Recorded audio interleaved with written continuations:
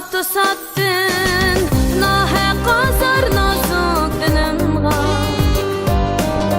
Boğma önümle sayrap dursa gamsiz dilim Uzat kolunu sehralarda halsız yıkılsa Yetmey nişanğa tünnüz bide tenha yatsam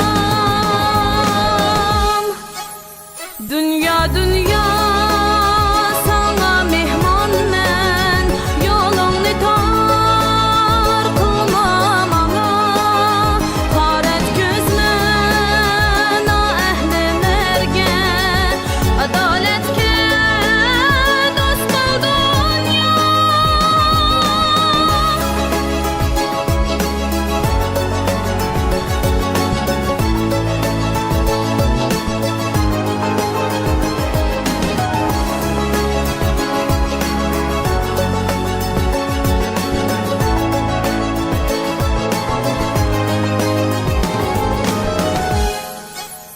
Dünya dünya sana mehman men Yolunu tar kılmam ana Karet gözmen ehlilerge Adaletke dost kıldın ya